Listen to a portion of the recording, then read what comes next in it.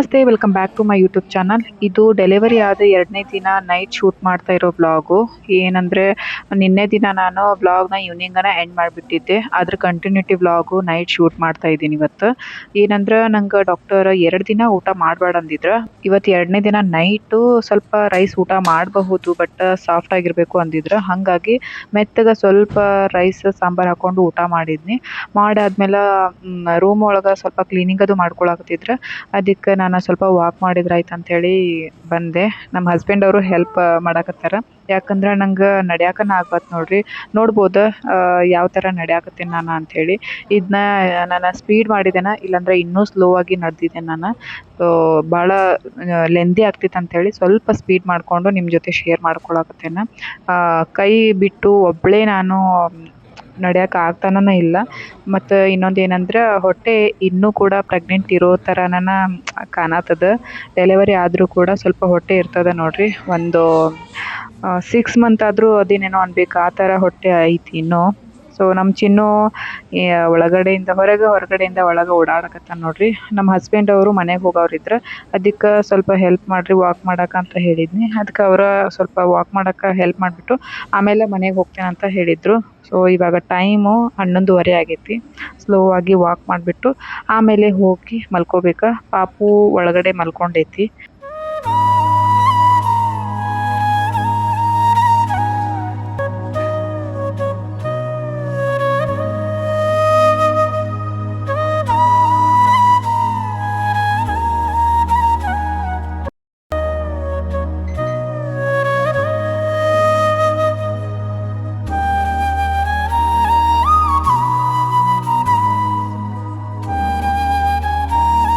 ಇವತ್ತು ಇದು 3ನೇ ದಿನದ ಬ್ಲಾಗು. ಸೊ ಇವತ್ತಿಂದ ಸ್ವಲ್ಪ ಲೈಟಾಗಿ ನೀವು ಸಾಫ್ಟ್ ಆಗಿರುವಂಥ ಫುಡ್ ಅದು ತಿನ್ನಿರಿ ಅಂತ ಹೇಳಿದಾರೆ. ಅದಕ್ಕೆ ನಮ್ಮ ಹಸ್ಬೆಂಡ್ ಅವರ ಇಡ್ಲಿ ತೊಗೊಂಡು ಬಂದಿದ್ದೆ.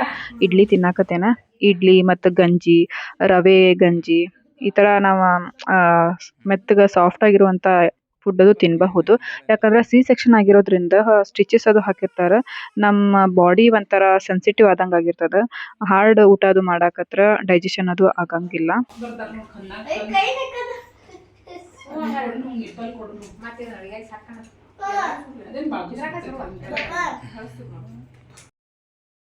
ಹಾಸ್ಪಿಟಲ್ ಒಂಥರ ನಮ್ಗೆ ಮನೆಗತೆ ಆಗ್ಬಿಟ್ಟೈತೆ ನೋಡ್ರಿ. ಆರಾಮಾಗಿ ಊಟ ಮಾಡ್ಕೊಂಡು ಅಡ್ಡಾಡ್ಕೊಂಡು ಮೊಬೈಲ್ ನೋಡ್ಕೊಂಡು ಮಲ್ಕೊಂಡು. ಸೊ ನೋಡಿದ್ರೆ ಗೊತ್ತಾಗ್ತದೆ ಯಾವ ಥರ ನಡೆದೈತಿ ಹಾಸ್ಪಿಟಲ್ ಒಳಗೆ ನಮ್ಮೆಲ್ಲರದು ದಿನಚರಿ ಅಂಥೇಳಿ. ಇಲ್ಲ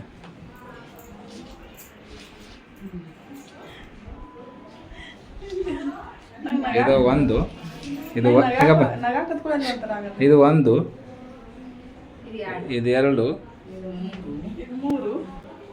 ಇದು 3.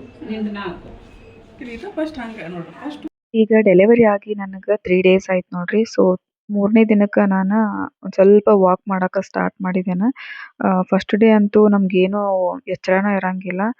ಸೆಕ್ಷನ್ ಆಗಿರೋದ್ರಿಂದ ಅನೆಸ್ಥೆಸಿಯಾ ಇಂಜೆಕ್ಷನ್ ಮಾಡಿರ್ತಾರೆ.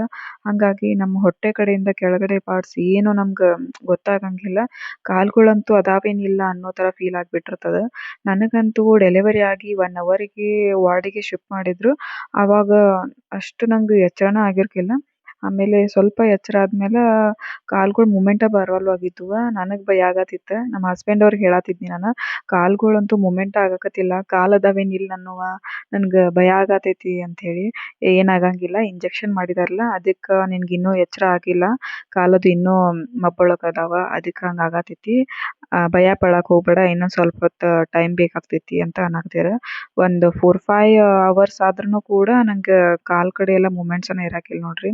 ಮತ್ತು ಯಾರಾದರೂ ಬಂದಾಗ ಅವ್ರ ಜೊತೆ ಮಾತಾಡಕ್ಕೂ ಕೂಡ ಶಕ್ತಿ ಇರಂಗಿಲ್ಲ. 1-2 ಇನ್ಸಿಡೆಂಟ್ ನೆನಪೈತಿ ನನ್ಗೆ. ಏನಪ್ಪಾ ಅಂದ್ರೆ, ನಮ್ಮ ಹಸ್ಬೆಂಡ್ ಅವರ ಪರಿಚಯದವ್ರು ಬಂದಿರೋ ಫ್ಯಾಮಿಲಿ. ಸೊ ಅವರು ಸಿಸ್ಟರ್ ಒಬ್ಬರು ಒಳಗಡೆ ಕೂತಿದ್ದಾರೆ ನೋಡ್ರಿ ಮಾತಾಡ್ಕೊಂಡು. ಅವ್ರ ಜೊತೆ ಮಾತಾಡತ್ತಿದ್ದೆ ನಾನು. ಸ್ವಲ್ಪ ಮಾತಾಡ್ತಾನೆ ನನ್ಗೆ ಯಾವಾಗ ನಿದ್ದೆ ಹತ್ತೈತಿ ನನಗೆ ಗೊತ್ತೇ ಇಲ್ಲ. ಆಮೇಲೆ ಎಚ್ಚರ ಆದ್ಮ್ಯಾಗ ನೋಡ್ತೇನೆ ಯಾರೂ ಇಲ್ಲ, ಎಲ್ಲರೂ ಹೋಗಿದ್ರು. ಇನ್ನೊಂದು ಕೂಡ ಹಂಗಾಗಿತ್ತು. ನಮ್ಮ ಹಸ್ಬೆಂಡ್ ಅವ್ರ ರಿಲೇಷನ್ ಬಂದಿದ್ರು ಒಬ್ಬರು. ಅವ್ರ ಜೊತೆ ಮಾತಾಡಕತ್ತಿದ್ದೆ ಮತ್ತು ಅವ್ರು ಮಾತಾಡೋದನ್ನು ಕೂಡ ಕೇಳಿಸ್ಕೊಳಕತ್ತಿದ್ದೆ. ಯಾವಾಗ ನಿದ್ದೆ ಹತ್ತೈತಿ ಗೊತ್ತಾ ಇಲ್ಲ. ಎಚ್ಚರ ಆದ್ಮ್ಯಾಗ ನೋಡ್ತೇನೆ ಅವರು ಕೂಡ ಇರಾಕಿಲ್ಲ. ಸೊ ಏನಾಗ್ತೈತಿ ಅಂದ್ರೆ ನಮ್ಗೆ ಸಿ ಸೆಕ್ಷನ್ ಆಗಿರೋದ್ರಿಂದ ಫುಲ್ ನಾವು ರೆಸ್ಟ್ ಒಳಗೆ ಇರಬೇಕಾಗ್ತೈತಿ. ಆ ಇಂಜೆಕ್ಷನ್ ಕೂಡ ಮಬ್ಬು ಹಿಡಿದು ಬಿಟ್ಟಿರ್ತೈತಿ ನಮ್ಗೆ. ಹಾಗಾಗಿ ಯಾರ ಜೊತೆನೂ ನಮ್ಗೆ ಮಾತಾಡೋಕೆ ಶಕ್ತಿ ಇರಂಗಿಲ್ಲ. ಅಷ್ಟೇ ಅಲ್ಲ ನಾವು ಮಲ್ಕೊಂಡಲ್ಲಿ ಸ್ವಲ್ಪ ಮೂಮೆಂಟ್ ಕೂಡ ಮಾಡೋಕ್ಕಾಗಂಗಿಲ್ಲ ನಮ್ಗೆ. ಎಚ್ಚರ ಆದ್ಮ್ಯಾಗ ಅಷ್ಟು ಪೇನ್ ಆಗ್ತಿರ್ತೈತಿ. ಹಾಗಾಗಿ ಸೊ ನಾವು ರೆಸ್ಟ್ ಮಾಡಬೇಕಾಗ್ತೈತಿ. ಸೆಕೆಂಡ್ ಡೇ ಕೂಡ ನಮ್ಗೆ ಹೇಳೋಕ್ಕಾಗಂಗಿಲ್ಲ. ಬಟ್ ಎದ್ದು ಕುತ್ಕೊಳ್ಳೋಕೆ ಟ್ರೈ ಮಾಡ್ಬೇಕು. ಈಗ ನಾನು ನಾರ್ಮಲ್ ಆಗಿ ವಾಕ್ ಮಾಡತ್ತೇನೆ ನೋಡ್ರಿ. ಬಟ್ ಸಿಕ್ಕಾಪಟ್ಟೆ ಪೇನ್ ಆಗತೈತಿ. ತೋರಿಸ್ಕೊಳಕತ್ತಿಲ್ಲ ಅಷ್ಟೇ. ಏನು ಪ್ರೆಗ್ನೆಂಟ್ ಇದ್ದಂಗೆ ಅಂತ ಹೇಳಿದ್ನ. ದೊಡ್ಡ ಈ ಒಂದು 3 ತಿಂಗಳು ಅಂತ ಪ್ರತಿಯೊಂದು ಕೇಳಿದ್ರೆ ಸಮಾಧಾನ 15 ದಿನ ಆದ್ಮೇಲೆ ಎಲ್ಲಿರ್ತಾರ ಓಡಿರ್ತಾರ ಕರ್ಕೊಂಡು ಎಂಟು ದಿವಸ ಹೆಂಗ್ ಸಿಗ್ತಾರ ನೋಡಿ. ಮಧ್ಯಾಹ್ನ ಹೇಳಿದಲ್ಲ ನೋಡಿ ಇನ್ನೊಂದು ತಿಂಗಳು ಕಳ್ರ ಬರ್ತಂತ ಸಂಜೆ ಬೆಳಿಗ್ಗೆ ಬಂದು ಅಲ್ಲ ಇನ್ನೊಂದು ತಿಂಗಳು ಹೋದ್ರ ಮಳೆಗಾಲ ಸ್ಟಾರ್ಟ್ ಎಲ್ಲ ಅವ್ರ ಮಳೆ. ಮನೆಗೆ ಹೋದ್ಮೇಲೆ ಹೇಗಿರ್ತದ ಅಂತೇಳಿ ಈಗ ಡಿಸ್ಕಷನ್ ನಡೆದೈತಿ. ಈಗ ನಮ್ಮ ಹಸ್ಬೆಂಡ್ ಅವ್ರ ಫ್ರೆಂಡ್ ನೋಡಕ್ ಬರತ್ತಾರ ನೋಡ್ರಿ. ಭಾಳ ವರ್ಷ ಆಗಿತ್ತ ಭೇಟಿ ಆಗಿರ್ಲಿಲ್ಲ. ಪಾಪುನ್ ನೆಪದ ಮ್ಯಾಗ ಭೇಟಿ ಆಗೋ ಹಾಗಾಯ್ತ.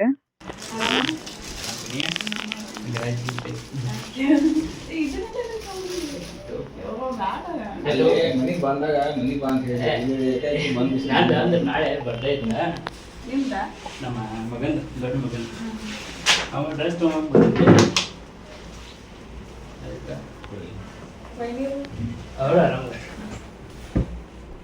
ಒಂದು 1.5 ವರ್ಷ ಇಲ್ಲೇ ತುಕಾರ ಹಾಸ್ಪಿಟ್ಲ್. ನಾವಂತೂ ದೂರ ನಾವು ಗದಲಾಗಿದ್ದು ಇಲ್ಲ ಆ ಕಡೆ ಗರಗನಲ್ಲ ಈ ಕಡೆ ಗದಕ್ಕೆ ಇದಕ್ಕೆ ಯಾವ್ದು ಧಾರವಾಡಕ್ಕೆ ಈಗ ಎಲ್ಲಿ ಬಿಟ್ಟು 8-5 ವರ್ಷ ಅನ್ನ ಸರಿಗಿಲ್ಲ. ಭಾಳ ಸುರಿಗಿದಾನೆ. ಭಾಳ ಸುರಿಗಿದಾನೆ. ಚಿಂತೆ ಮಾಡತ್ತಾನೋ ಏನು ಮಾಡತ್ತಾನೋ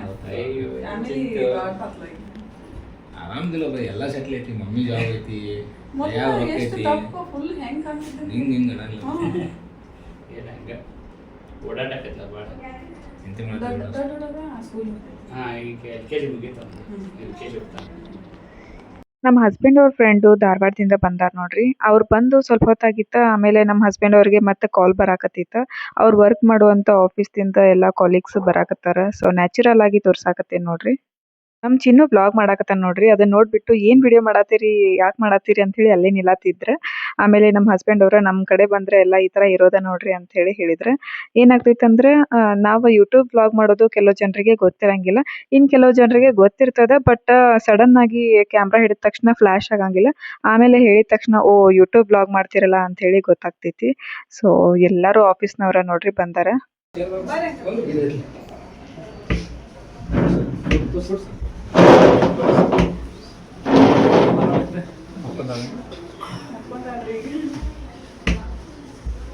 ಜಮಾದಾರ್ ಸರ್ ಗೊತ್ತೈತಿ.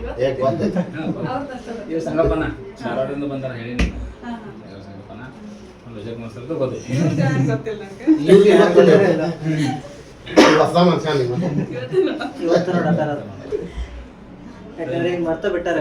ಕಿರಣ್ ಅಂತ ಹೇಳಿ ಧಾರವಾಡದಾಗ ಇರ್ತಾರೆ.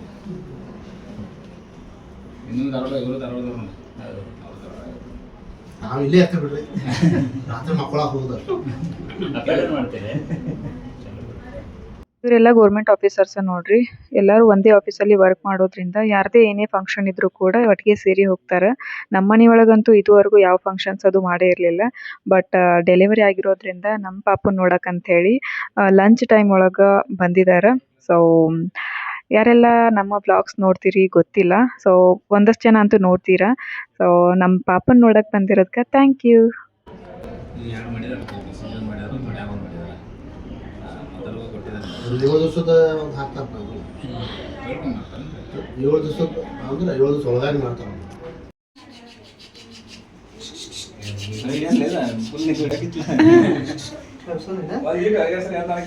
ಭಾಳ ಕಟ್ಟ ಪ್ಯಾಕ್ ಮಾಡಿಬಿಟ್ಟಿರಿ ನೀವು.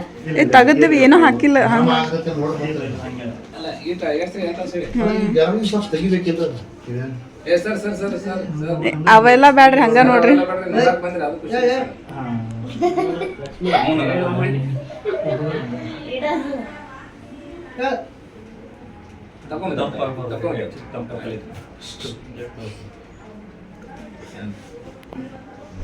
ಎಷ್ಟು ಬೆಚ್ಚಿರ್ತಾರೆ ಅಷ್ಟು ಚಲೋ ರೀ ಈಗ ತಂಪು ಹತ್ತಬಾರ್ದು ಅಲ್ಲ ಈಗ ತಾಪ ಏನಾಗೈತಿ ಕೋಲ್ಡ್ ಇರ್ತೈತ್ರಿ ಈಗ ಪ್ಲಾನ್ ಕ್ಲೈಮೇಟ್ ಹೇಳ್ಬೇಡ್ರಿ ನೀವು ಹಿಂಗೆ ಸರ್ ಈಗ ಪ್ಲಾನ್ ಹಾಕಿದ ನಾವು